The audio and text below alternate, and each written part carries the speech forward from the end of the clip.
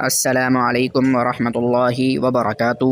آج ہمارا کلمہ نمبر 5 ہے استغفار، یعنی یہ جو کلمہ ہے اس میں اللہ رب العزت سے اپنے گناہوں کی معافی طلب کی جاتی ہے۔ یہ اس کلمے کا خلاصہ ہے۔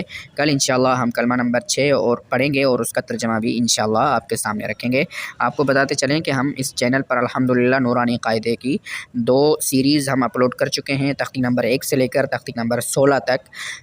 ایک پہلی پلے لسٹ آپ کو ملے گی، اس میں تختی نمبر 1 ہے، 2 ہے، 3 ہے، 4 ہے اور اس کے مختلف پارٹ، یعنی آسان انداز میں چھوٹا چھوٹا سبق ہم نے اس پر اپلوڈ کیا ہے۔ دوسری سیریز ہم نے ابھی اپلوڈ کی ہے، وہ ہے 3 دن میں مکمل نورانی قاعدے کا کورس، یعنی اس میں آپ کو پلے لسٹ میں صرف 3 ہی ویڈیوز ملیں گی جو کہ مکمل نورانی قاعدہ اس میں ہم نے شامل کر دیا ہے۔ تو چلیے آج کا سبق ہم شروع کرتے ہیں۔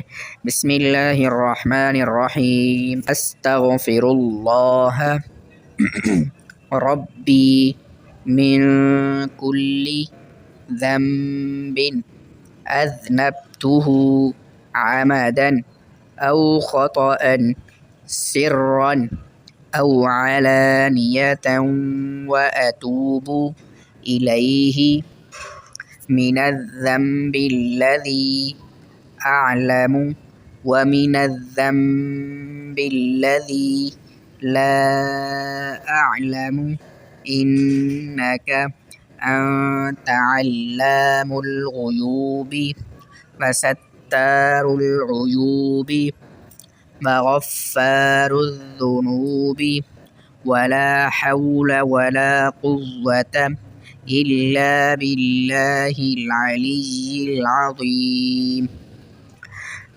استغفر اللہ ربی، میں اللہ سے معافی مانگتا ہوں، ربی جو میرا پروردگار ہے، من کل ذنب اذنبتہ، ہر گناہ سے جو میں نے کیا، عمدن جان بوجھ کر، او خطأ یا بھول کر، سرا یا چھپ کر، او علانیۃ یا کھلم کھلا، واتوب الیہ اور میں توبہ کرتا ہوں اللہ کے حضور میں، من الذنب الذی اس گناہ سے جو مجھے معلوم ہے، ومن الذنب الذی لا اعلم اور اس گناہ سے جو مجھے معلوم نہیں ہے، انک انت علام الغیوب، بے شک اے اللہ تو غیبوں کا جاننے والا ہے، وستار العیوب اور عیبوں کا چھپانے والا ہے، وغفار الذنوب اور گناہوں کا بخشنے والا ہے، ولا حول ولا قوت اور گناہوں سے بچنے کی طاقت